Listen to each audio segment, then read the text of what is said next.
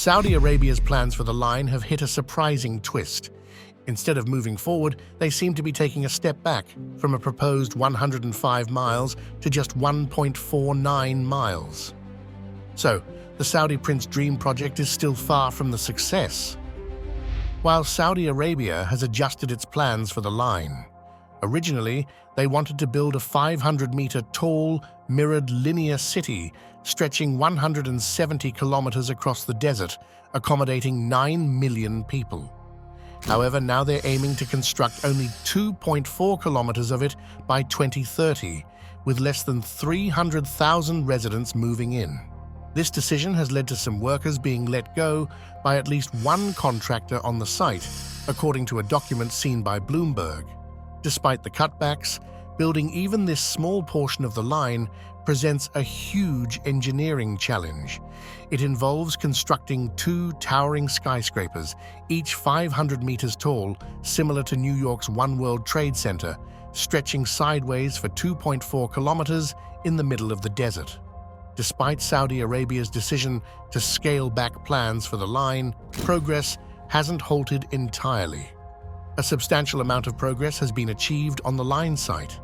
As the line will comprise interconnected communities known as modules, it was initially planned to have 135 modules, each stretching 800 meters in length and towering 500 meters tall.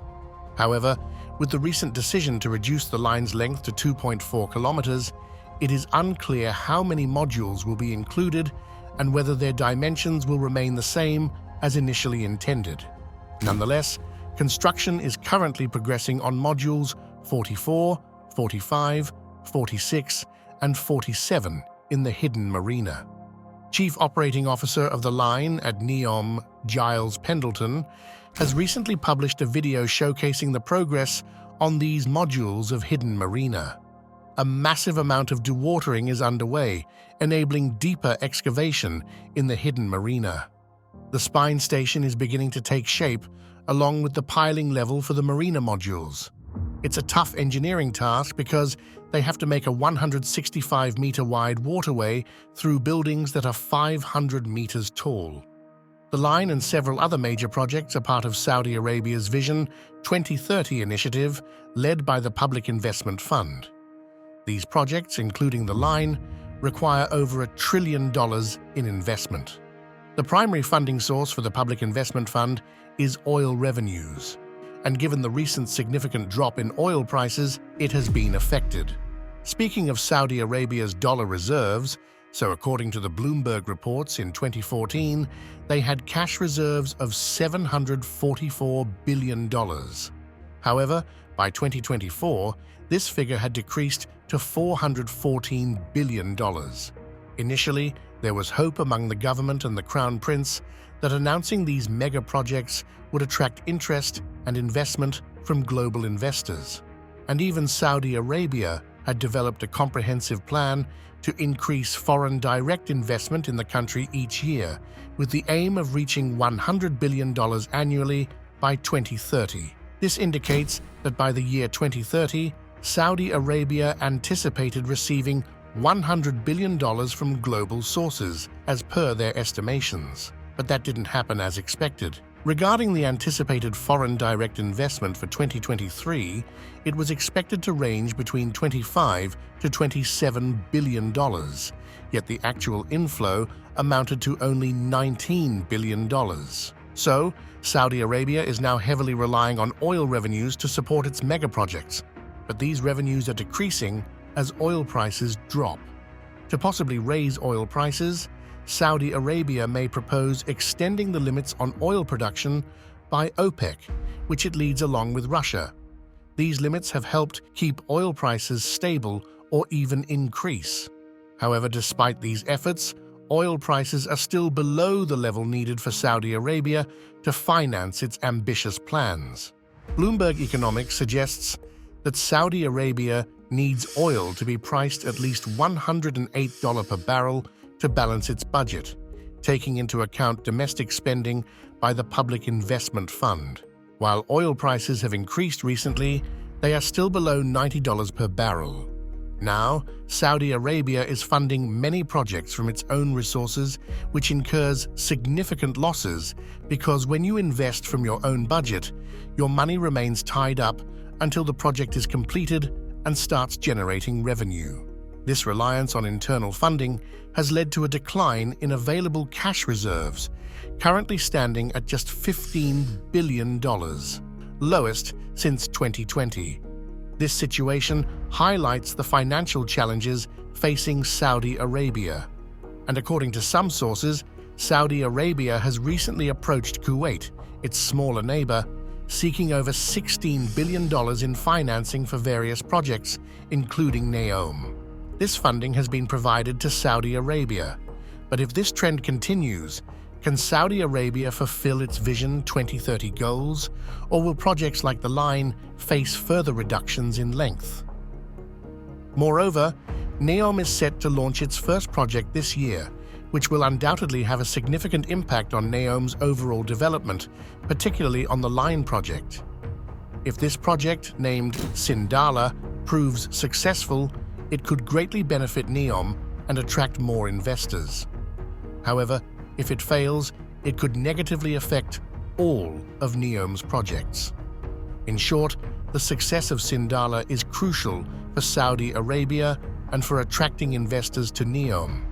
If it succeeds, there are high chances that more investors will be inclined to invest in NEOM. While the construction in Sindalah is progressing rapidly, the exact launch date has not been confirmed yet. In addition, in the event of failure, NEOM's reliance on public investment funds would increase, which largely depend on oil reserves. In today's changing trends, there's a shift away from fossil fuel towards green energy.